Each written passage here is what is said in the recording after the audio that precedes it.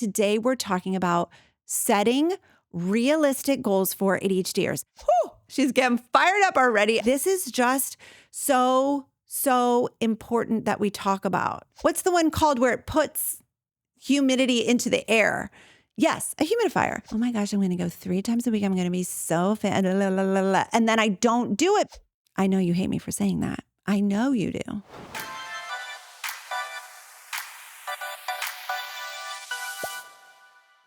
Hey, what's up? This is Kristen Carter, and you've tuned into the I Have ADHD podcast. I am medicated, caffeinated, regulated, and ready to roll. I am here with you today, coming at you with an episode all about goal setting. We ADHDers fall into a very predictable, delicious, yummy trap called our goals are too big. We make goals that are so big, we overpromise, we underdeliver, we overcommit, we underperform. We're going to talk about all of that today. If you've ever been frustrated because you're just like, I know that I can do a lot. I know I can do big things in my life. I know that there's so much in me. There's so much potential, but I'm just like not moving forward. Like, what the heck? Why can't I just take the steps forward? Why can't I just complete these big goals that I feel like I have the potential to complete? We're going to be talking about it today. I cannot wait.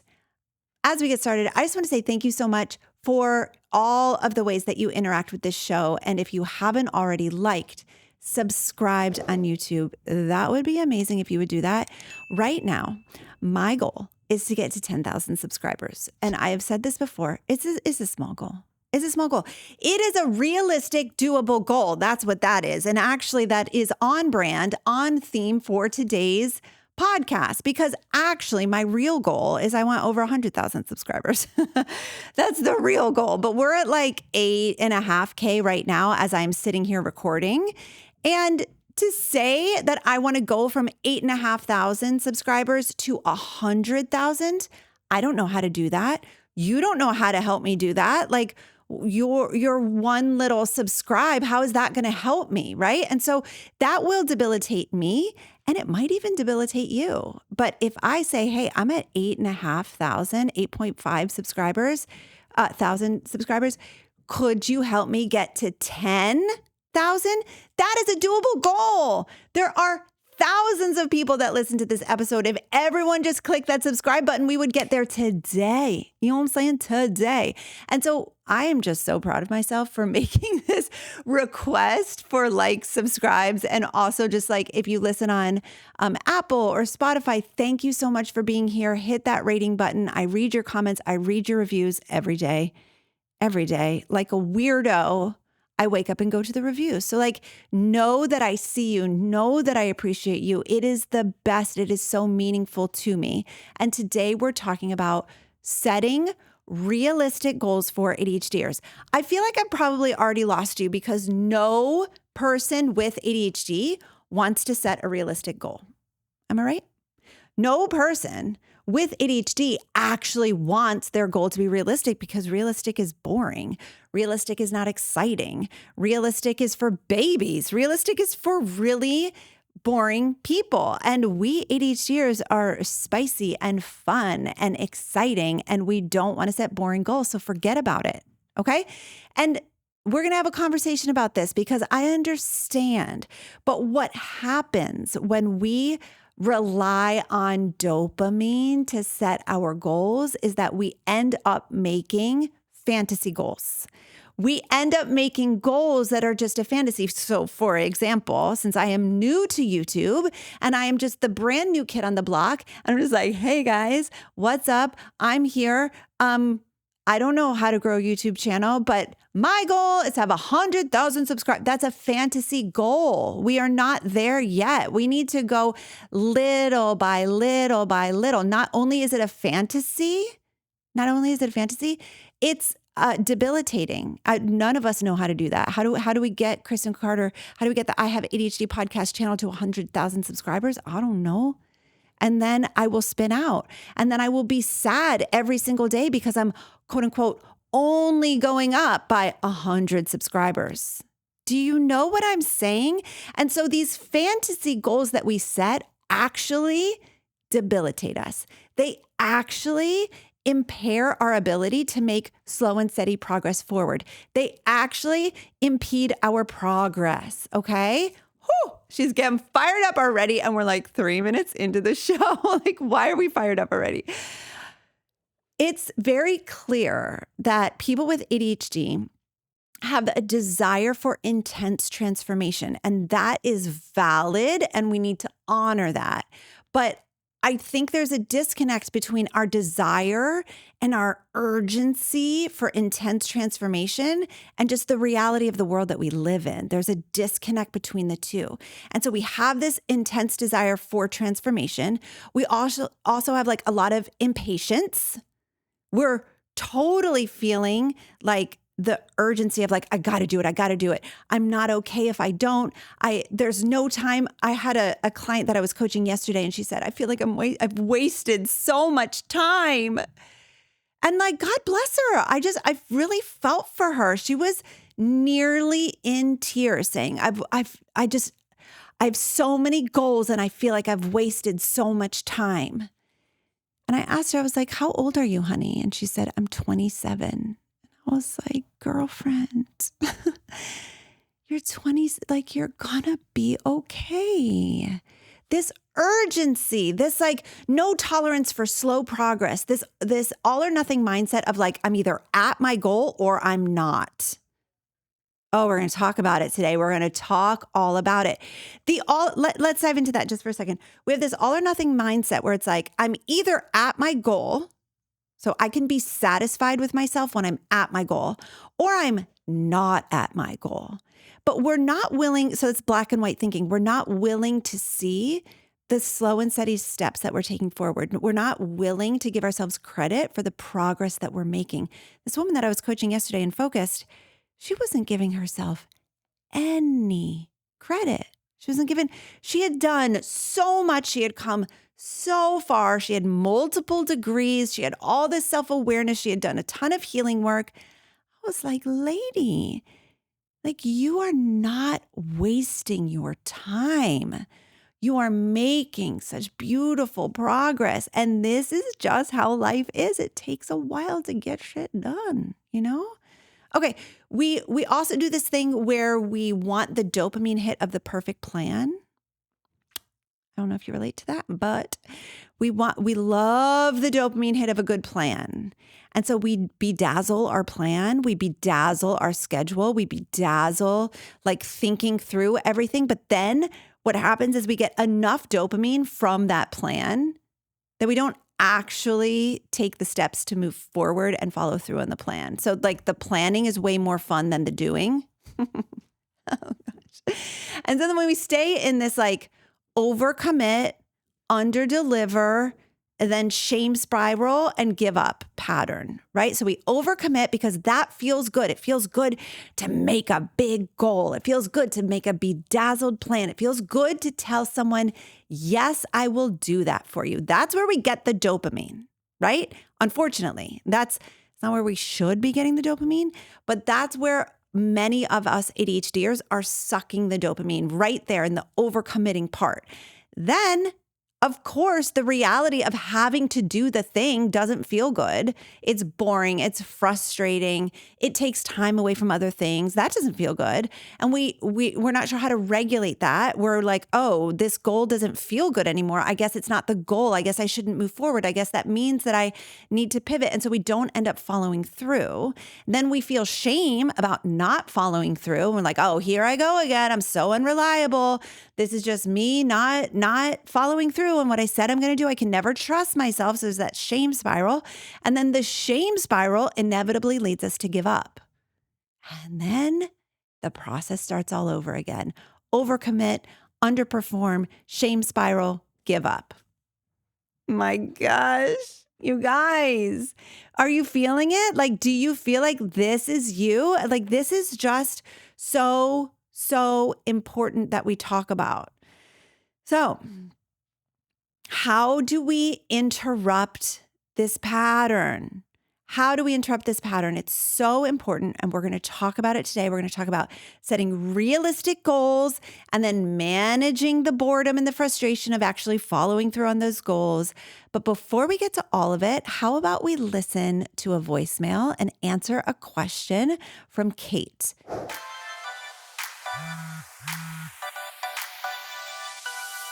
We're going to hear from Kate. She has a question. She's turning 40, y'all. She's turning 40. Such a big monumental birthday. I love it so much. Let's hear from Kate. Go ahead. Hi, Kristen. It's Kate calling from way up in the Upper Peninsula of Michigan. So I'm turning 40 tomorrow, and I have ADHD. And I recently discovered your podcast, and it's been really helpful. But I still feel like I'm indecisive about where I go, what I do with the rest of my life, and I would really love to choose a direction. Like, I have a lot of passions. I'm good at a lot of things, but I don't know what I really want yet. But I'm turning 40, and I think it's time to decide. So in the past, I've had a traumatic relationship that was abusive, and there was a lot of like gaslighting and stuff. And I believe he used my ADHD against me. And so I'm out of that. And I was seeing a therapist who was trauma-based, but I was talking a lot about my ADHD, and she was not familiar enough with ADHD. So she kind of said, maybe you need a new therapist. And I really think the ADHD and trauma is related, but that felt like she broke up with me, and I haven't been able to choose a new therapist since then. That was just like, the rejection sensitive dysphoria that we all have when you're ADHD. That hurt. I really liked her. Yeah. So there's trauma, there's ADHD. I'm turning 40. I'm in a good place now, good relationship. And I just want to move forward with my life without feeling bad about myself, and without, with the program messages that I was, my 14 years of marriage, that I was like ingrained in me that I was not good enough. I want to move past that. I think you could help me.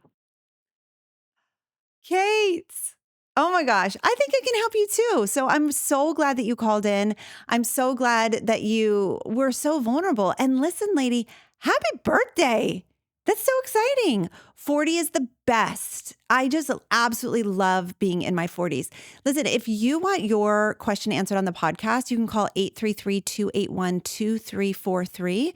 That is 833-281-2343. That's also in the show notes, just so you know. Call in and I will answer your questions on the podcast as well. All right, Kate, let's unpack this for a second. First, I'm really sorry that your therapist said that to you. Like, to me, I would also be very hurt. And for a therapist to just say, maybe you need a new therapist without also following it up with a lot of reassurance, I think you are great. I love working with you. I don't know that I'm the best fit for you. Let me help you find someone else that would be a better fit, since ADHD seems to be a big component of what you want to talk about. Like, if she had said it in that way, you probably would not be feeling the sting of rejection. But because she was just like, well, maybe you need to find a new therapist, like that was a really sucky way for her to say it. And I'm sorry. That's so hurtful. I would have been so hurt. And I don't know. I want to say I'm sorry that you had to endure that. I also want to say to you and to everyone listening, one of the things that I have found to be true is that a lot of therapists don't understand ADHD. And that if you do want ADHD specific help, coaching, and especially trauma-informed coaching, is probably the route to take. What I tell my clients, and Kate, you can take this or leave this, but what I tell my clients is ADHD coaching, like that's where you're going to find the ADHD help, because those are the people, presumably an ADHD coach like myself is going to have a deep knowledge of the disorder, know how to specifically work with people with ADHD, and have an understanding about like the goal setting that you're talking about and like how to move forward with ADHD. A therapist, though, And it sounds like what you're looking for is trauma-informed therapy. And I guess she was, but like also I question it. That is really important because unpacking maybe your childhood story, but especially that long-term relationship that you had and unpacking all of the trauma involved with that. And I totally agree with you. Trauma and ADHD are very closely connected. So finding a therapist that is really trauma informed and that will help you to unpack all of that trauma is going to be really, really important for you. But having a coach that will be ADHD specific and be able to work with you regarding ADHD topics, ADHD symptoms, how they relate to your life, emotional regulation for ADHD, motivation, et cetera, et cetera, et cetera. That's where I would recommend. I would love for you to join Focused. I would love for you to come into our program. It is the most transformational ADHD coaching program that is out there. And I highly recommend that you come on board. That is where I can help you for sure. But there are a couple of things that I do want to speak to. And listen, this whole episode is for you, Kate. This whole episode about setting realistic goals is for you. Now, there was a part 2 to your call, which we didn't have time to play. But in part 2, you said, I want to find a career that's permanent. I just want to know what I'm going to do for the rest of my life. And my dear Kate, listen, that is a fantasy goal. That's what I'm talking about when I'm talking about creating a fantasy around your goals. Knowing what you're going to do, having an ADHDer commit to what they're going to do, quote unquote, for the rest of their life, fantasy. Could you instead set a more realistic goal like, hey, in 2026, this is what I want to do. If I end up doing that forever, great. But I'm not even committed to doing things for the rest of my life. And I feel like I'm right now living my life's purpose, but I'm also giving myself grace and space to evolve, to grow, to change over time. And so that's a pretty fantasy-based goal of for the rest of my life. So I just really want you to understand that let's walk it back just a little bit. Let's set something a little bit more realistic for yourself. I also want to say that 40 is such an amazing age. And for you to know yourself so much better at this age, to have been through all of the heartache and hardship that you've been through and to come out the other side, it sounds like you're struggling to trust yourself. And that makes sense because of the relationship that you were in. But I just want to encourage you to build your bank of evidence of how much you can trust yourself. You have gotten yourself this far in life. You will be able to take yourself farther. You have gotten yourself out of an abusive relationship. That's incredible. You take care of yourself. That's incredible. You can trust yourself to make good decisions and to follow through and to set goals and meet them. But here's the deal. Let's not overcommit. Let's not set a fantasy goal. Let's not set a goal that's just really unrealistic. I want to commit to one career for the rest of my life. How about we just think through, what do I want to do for the next year? Okay? I'd love for you to start there. And this whole episode, Kate, is dedicated to you on your birthday. It's all about setting goals so you can use all of this to help you decide what you want to do next. Thank you so much for calling in. I so appreciate you. Everyone with ADHD knows what to do to improve their lives. You go to bed at a reasonable time and you wake up early, make a list, cross the things off the list in order, manage your time well. Yeah, we know what to do, but ADHD is not a disorder of not knowing what to do. It's a disorder of knowing exactly what to do, but not being able to get yourself to do it.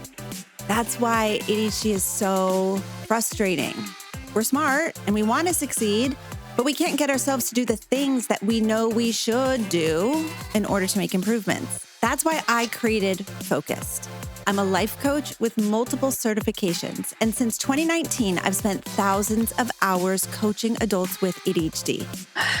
time for me to focus on you. Hello.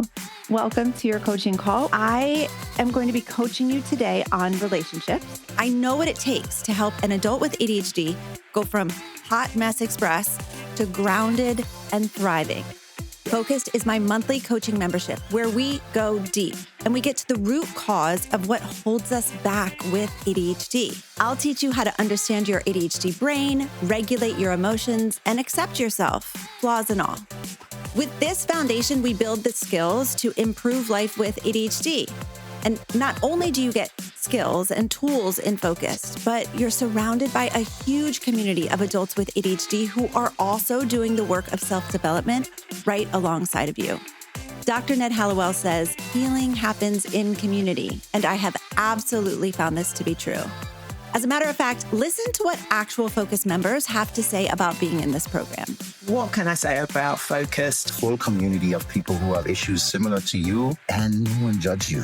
Focused has really supported me with my difficulties and asking for help. I've been encouraged and cheered on by the community. I really like that you can do as much or as little as you want. It's not just about the volume of the content, it's about the quality. Focus has helped me understand ADHD better. I would recommend this to anyone. I would thoroughly recommend Focused. I can confidently say that this is one of the best decisions that I have made for myself. So if you're an adult with ADHD who wants to figure out how to be motivated from the inside out and make real lasting changes in your life, join hundreds of others from around the world in Focused. Click the link in the episode description to check it out. Okay, up next, my friends. Unfortunately, for the ADHDer, I'm going to say something disgusting, and I am so sorry. But setting goals should not be a dopamine-inducing process. Hear me out. When you set a goal and it floods you with dopamine, that is actually a signal that the goal is likely too high, too unrealistic, because actually reaching goals does not feel good. The grind of doing the things required to meet the goal that don't feel good. That feels terrible, actually. For example, if you have a goal, I don't know, like to get fit, that like the going to the gym before work, that doesn't feel good. That feels terrible. That feels terrible. Or if you have a goal to lose weight, like eating a keto diet, I mean, maybe the keto apologists out there are going to be like, keto's amazing. But like for the rest of us, we know that that's not going to feel good, right? Or if you have a goal like I do to write a book, guess what? There's zero dopamine in writing a book. You guys are going to read it in a year and a half. Oh gosh. I still have a year and a half until I get to that dopamine hit. So like realistic goals that like are truly values aligned and like that we're able to reach, they don't induce a lot of dopamine. They're just kind of like, oh gosh, a lot of times they're kind of scary. Or a lot of times we just know what it's going to take to do it. We know the cost benefit analysis. We know what's involved in the process. That doesn't feel good. Okay, so if you are getting dopamine hits from setting the goal, red flag. If you're getting a dopamine hit from making the plan, red flag. If you're getting a dopamine hit, if you're laying in your bed and you're fantasizing about what it's going to be like when you complete the goal, red flag. The dopamine doesn't belong there. The dopamine does not belong in the goal setting portion of reaching goals. The dopamine belongs along the way as we are doing the things and reaching like the slow and steady marks. Okay. So I decided this year that I needed to build some muscle. I think I shared in my last episode that I've always been I use the word scrawny. I'm sorry. This is genetically how I've always been a very scrawny person, zero muscle tone, not strong. But I am entering into my midlife. I'm not in my midlife yet because I'm going to live to 100. That's my goal. That's what's going to happen. I'm going to live to 100. So when I'm 50, midlife, not there yet, but very close. I need to build some muscle. I need to build muscle. And so I decided to start yoga. Now, because I've been doing this work for years, I did not commit to going to 4 classes a week. I just said to myself, I'm going to figure out how to go to 1 class a week. I'm going to figure out how to get my butt on the yoga mat at this studio once a week. And for like 2 to 3 months, I started in like November. And for 2 to 3 months, I went every Thursday night at 7 p.m. whenever I could. It was hot. It's hot yoga. Oh gosh, I love it so much. It's so hot. And they run like not a humidifier. Is it a humidifier? What's the one called where it puts humidity into the air? Yes, a humidifier. So they run a humidifier. It is hot. It is steamy. It is humid. It's my kind of weather. I grew up in Guam. This is my weather, hot and humid. And so I started in November. I started going to 1 class a week. Because I don't set unrealistic goals anymore, I did not set a goal to go 3 to 4 times a week. I set a goal to go once a week. And it took me a while to figure it out.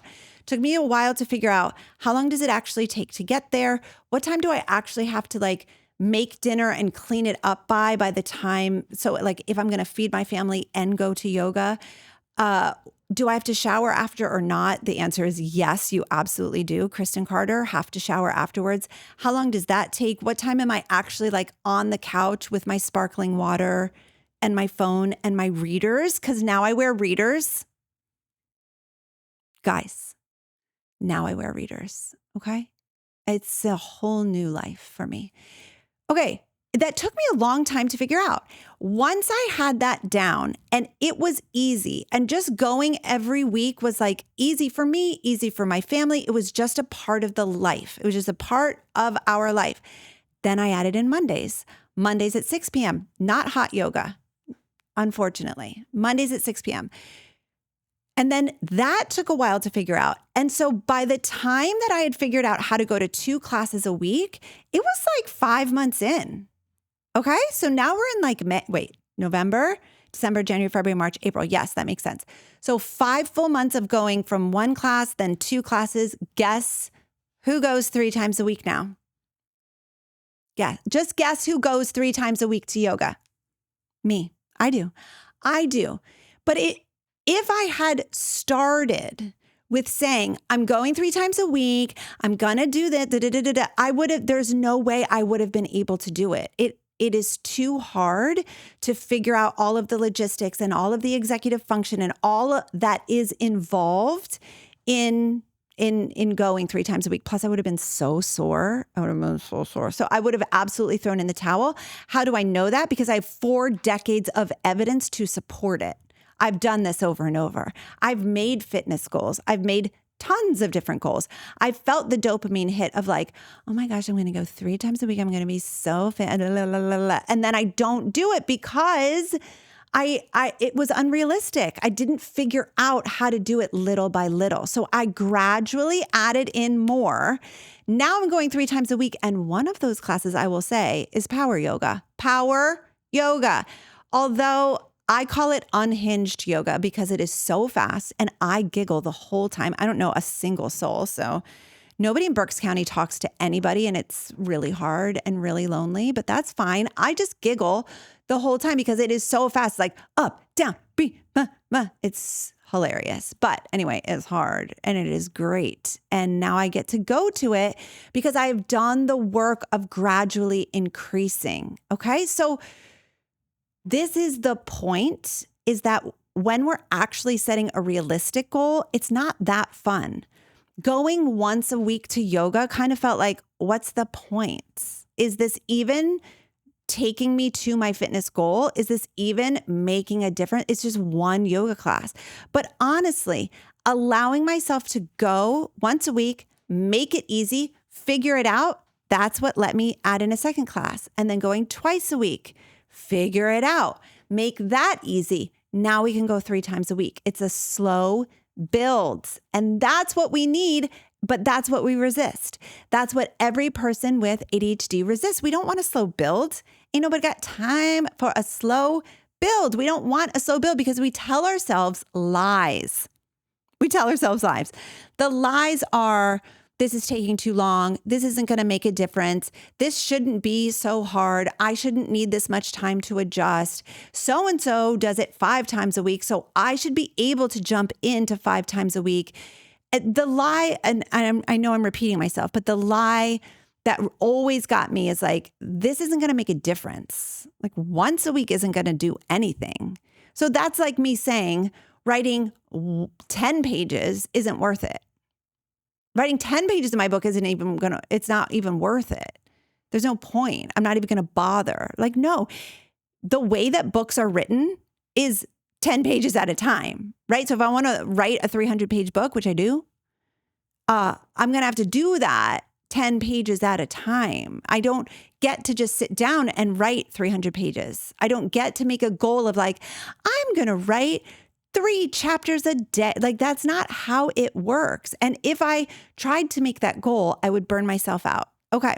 So let's talk about like exactly how to set goals. For those of us with ADHD, I don't want you to hear me say that we shouldn't be setting big goals, but I do want us to be understanding and realistic of all that is involved. For example, a lot of us have things in the back of our minds like, oh, I would love to run a marathon. I should run a marathon. I should write a book. I want to lose 100 pounds. I want to save $100,000. Like those are really, they are like good goals. Those are great things. That's wonderful. But have you thought through what's involved in doing it? So you want to run a marathon. How is a marathon run? It's run 1 mile at a time. Can you get yourself to go out and run 1 mile? That's the question. The question isn't, can I run a marathon? The question is, can I get myself to run 1 mile? Now, can I do it once a week? Now, can I do it twice a week? Like the question is, am I willing to put on my shoes and go out and run in the rain? It's not, can I run a marathon? It's, can I get myself to put my shorts and my shoes on and go run no matter what the weather is? Am I willing to do that? Because I can fantasize about being a marathon runner. I can fantasize about like what it will feel like at the starting line, what it will feel like at the finish line. But am I willing to think about what am I going to feel tomorrow when I tell myself, you got to go run? Am I willing to think about where in my schedule am I going to put it today to go out and run a couple miles, right? So understanding what's involved in the process is so important. So I'm writing a book. I've had this goal for years and years and years, probably 5 years. I've wanted to write a book. I didn't let myself actually set that goal until I knew I had space in my life to do it. So I was building a business. I was parenting little kids. I did not have the capacity to write. I was also dealing with a lot of therapy, trauma, grief, relationship transition, like all of that. That's tough. That's a lot of burden to carry. So I knew that even though I wanted to write a book, I wasn't willing to set that goal for myself until I felt like I had the capacity to do what was required. And for a year, I've already told you this, but for a year, I've been writing a book proposal for a year. So my goal wasn't even write a book. It was get a book proposal written, like figure out how to write a book proposal. Then my goal was find a publisher. So then my goal was get my table of contents approved by my publisher. Okay. So these are all these like little goals over time. I am finally at the part where I'm allowed to start writing. I'm so excited. I'm finally allowed to start writing, and I have a chapter deadline. I have to turn in 2 chapters by July 7th. And that's like, so my goal is not to write a book. My goal is to complete 2 chapters to send to my editor. So even though I have the goal to write a book, I'm not thinking about write a book. I'm thinking about the small goals along the way. And guess how much dopamine is involved? Almost none. one person, two people will be reading these chapters and they will be giving me feedback. These chapters are not going to help any people with ADHD for a whole year and a half. There is so little dopamine to be had along the way. But if I can keep the end in mind, and if I can try to figure out, okay, what dopamine can I give to myself? So I'm going to meet with my editor. Well, that'll be fun to see her. I'm going to meet with the person who's helping me with research. Well, that's going to be fun to see them. And so being able to create these little dopamine hits is important, but understanding that like is following through on goals is just like, it's not that fun. So can I tolerate, last week we talked about emotional regulation. Can I tolerate boredom in my body? Can I tolerate that feeling of like, this is hard in my body? Can I create a reward system for myself so that I get really excited about turning in 2 chapters? Can I think about and really enjoy meeting with my editor? Can I really enjoy meeting with my research assistant? Can I really enjoy just the time spent on the crafting of the book? Just like if you're running a marathon, can you enjoy the run? Can you have a great playlist? Can you go to a beautiful scenic place? Because a marathon is one day. It happens in 4 hours. That's it. Or 5 or 6 or however long it takes, right? But like the process of getting it done happens over time. Same thing with like a goal of finding a career. So Kate talked about like, I want to know what I'm going to do next. Okay, well, that's an amazing goal. But the process of getting to that point, that's going to take some work.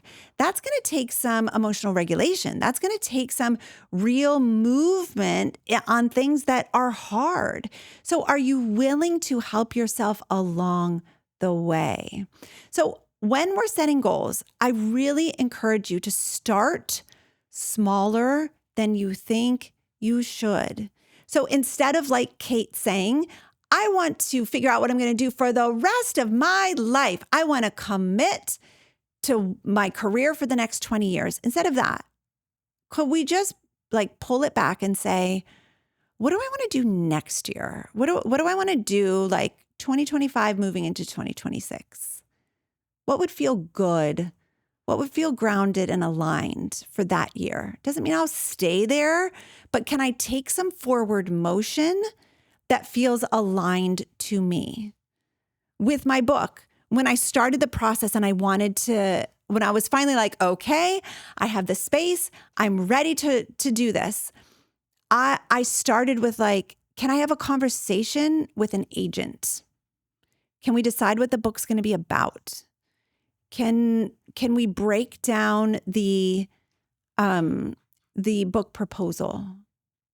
Right? So it's like little by little by little by little, brick by brick by brick. Instead of thinking about the whole building being built, can you enjoy and honor each brick that goes into creating that goal and it becoming a reality? Understanding that like things are always harder than we think they're going to be. Things are always harder than we anticipate they're going to be. So like, for me, going to yoga once a week, that was hard to figure out. That was so hard. Or writing the book proposal that took a whole year. Like, why did it take a year? Because it was harder than I expected it to be. So understanding that, like, if we start with just one brick at a time, and we repeat it until it feels too easy, then we can move on to the next step. This is a way to build self-trust. This is a way to build our capacity to move forward, okay? And emotional regulation is a huge part of this because boredom, self-doubt, frustration, fear, annoyance, these are not necessarily signs that anything's gone wrong. This is just a part of what it feels like to be a human who's got a goal. This is part of what it feels like to be a human being who's trying to accomplish something that they've never done before, right? I think we do this to ourselves where we're like, other people can do this. It's so easy for other people. Like, it's not fair that this is hard for me. And like, sure, give yourself time to feel that, but then make accommodations for yourself and understand that like it's supposed to feel hard. It feels hard for everybody. It's not really supposed to feel easy. If reaching goals was super easy, everybody would do it. If like saving $100,000 was easy for everybody, everybody would have it saved. Like, this is hard. There are sacrifices to be made. There's like discomfort to be tolerated. There are like habits to be created. This is not easy stuff. This is difficult. Okay. One of the things, I follow this person on Instagram. I think her handle is the Lose It Log, at the Lose It Log. She's such a sweetie. And she has this goal to lose, I think, 200 pounds. I don't know how I came across her or really why I started following her, other than she is a beacon of light and I just adore her. I think she's like the kindest, sweetest person. And I really enjoy her content. She's like right now, I think she's down 85 pounds. And one of the things that I like about following her is that she's not fixated on the scale changing.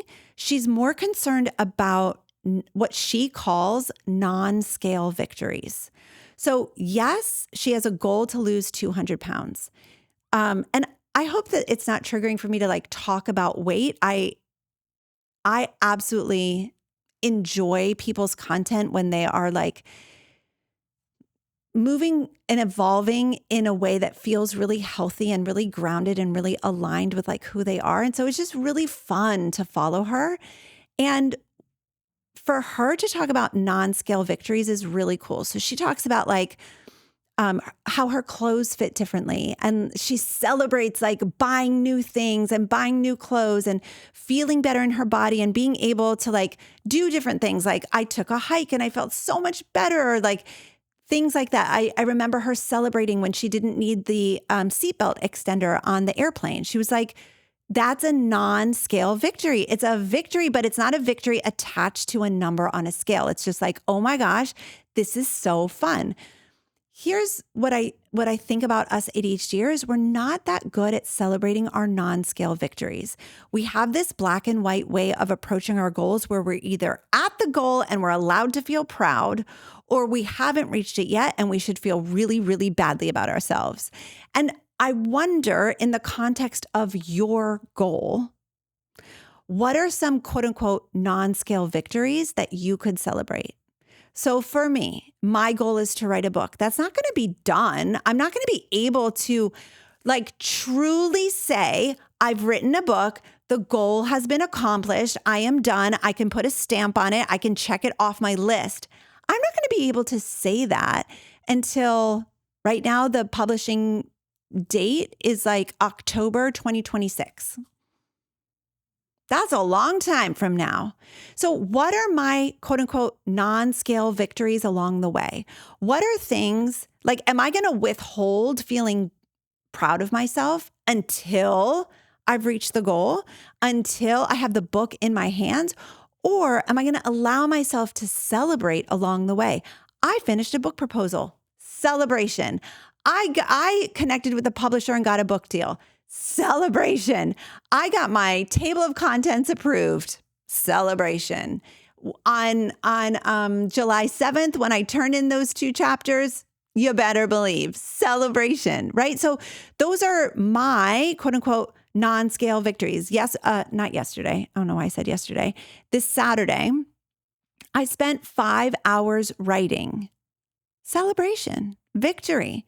I ignored my family for 5 hours and I focused on writing the book. Celebration, non-scale victory. I wonder for you, what types of things can be quote unquote non-scale victories for you and your goal. So for Kate, who is wanting to like figure out what she's going to do for the rest of her life, non-scale, quote unquote, non-scale victories for Kate might look like finding an ADHD coach. It might look like taking a personality quiz of like figuring out, those quiz is like the wrong word, like tests to see what your personality is kind of wired for career-wise.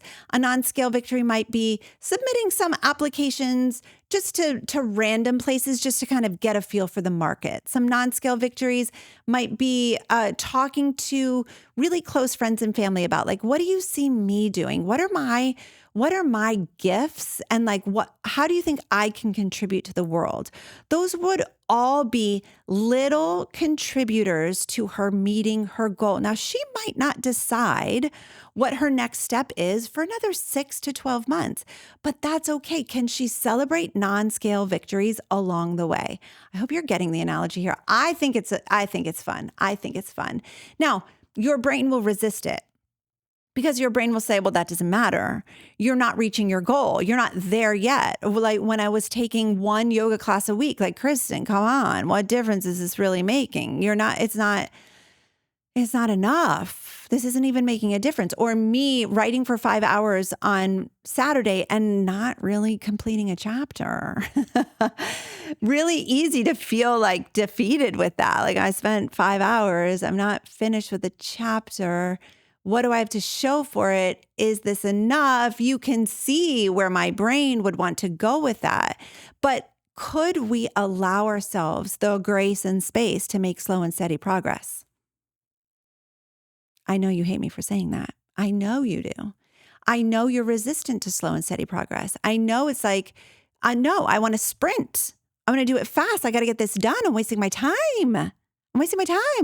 That urgency, by the way, is going to bite you in the butt every time. Sorry. That urgency is going to bite you in the ass every single time. The impatience and the urgency is really not usually a good fuel. What's a good fuel, and we talked about fuel last week in our emotional regulation episode, the fuels that actually move us forward are determination, willingness, a grounded, open, a feeling within our body that's like, okay, I'm willing to do it. I'm willing to go to one yoga class a week so that eventually I can go to 2. I'm willing to write and edit 17 pages so that I can eventually turn in 30. I just made that up. I have no idea how many pages I'm turning in. Can I choose small wins along the way? Can I choose a goal that's a little bit boring, but it is sustainable? Because with ADHD, we don't want the goals to be sustainable. We want them to be fast, easy, quick, immediate gratification. But that burns us out. Then we're in a binge burnout cycle, right? And that's not sustainable. Absolutely not sustainable. So we want to set realistic goals when we're thinking about the big things that we want. So for example, if you want to save, let's say $10,000, like, okay, I want to have a $10,000 emergency fund. Instead of cutting everything out of your budget and saying, I'm eating beans and rice, I'm going to make everything at home, I'm never eating out, I'm never going to go to Starbucks, I'm doing a spending freeze. Like, okay, that's extreme. How long is that going to be sustainable for? Not very long. You will likely resist that extreme measure and then go back to binge spending or impulsive spending because it's just too extreme. What are some small things that I can cut?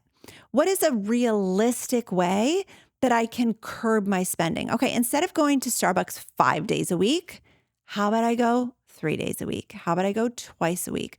Or instead of having Thursday, Friday, Saturday off, I'll pick up an extra shift or something measurable for you personally.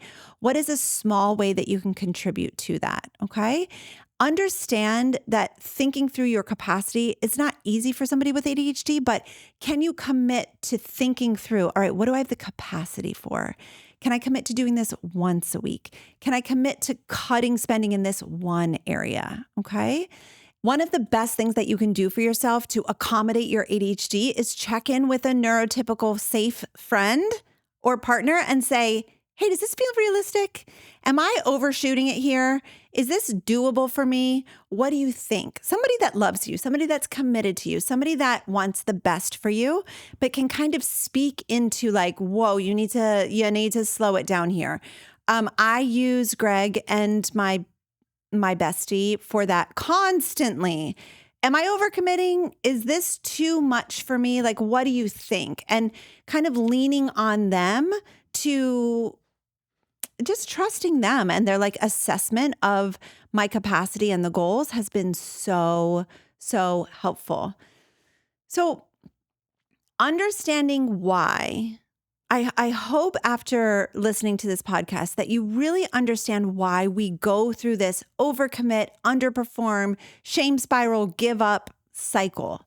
And then we use the overcommitting as our dopamine hit, underperform, shame spiral, quit. Like that cycle needs to stop. If we want to move forward with our goals, that cycle needs to stop. Instead of getting the dopamine at the point of goal setting, can we understand that reaching goals actually feels terrible?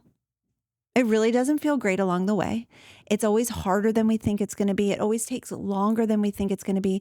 But can we set values aligned goals that we know that we want? For example, Kate knows she wants to take the next step in her career. Okay, that's values aligned.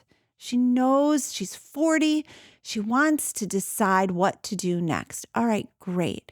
Now, what's the smallest step that she can do today to move her forward? Not, I'm going to apply to 17 jobs tomorrow and I'm going to get a job by the end of the week. Like, whoa, slow it down. What's the smallest step? What are the little, like we talked about, non-scale victories along the way that she can celebrate? What is realistic? What is she willing to tolerate? Can we allow for boredom and for frustration and for annoyance and for impatience? Can we allow that to be a part of the process? Because guess what? It is. It is. Can we make it easy for ourselves? Are we willing to kind of evaluate and reassess and pivot if necessary? This whole goal thing, I hear from you guys all the time, like I just feel stuck and I just don't feel like I'm reaching my potential. And part of the reason is that we set these fantasy goals, okay? And that's why I wanted to address it today, because we can absolutely do whatever we want eventually, but we can't do everything. We have to choose, we have to decide, and we have to be willing to feel the frustration and the boredom and the impatience along the way. We have to be willing to tolerate all of those. I don't enjoy them. I don't know if you enjoy them, but like all of those difficult emotions along the way. All right. Listen, I hope that this has allowed you to think through whether the goals that you're setting are from a place of being realistic or whether they're a fantasy and you're getting dopamine hits just from the goal setting. Instead, think through your values, think through what is aligned for you. Make and commit to goals from a grounded place. Lean on the neurotypicals in your life to kind of help you assess your capacity. Allow yourself to go at a slow and steady pace, a little bit along the way. Celebrate those non-goal victories, the non-scale victories, the tiny little victories along the way to give you the dopamine boost to allow yourself to have the motivation to proceed. And you will get there one way or another. I believe that about you 100%. I can't wait to talk to you next week. I will see you then.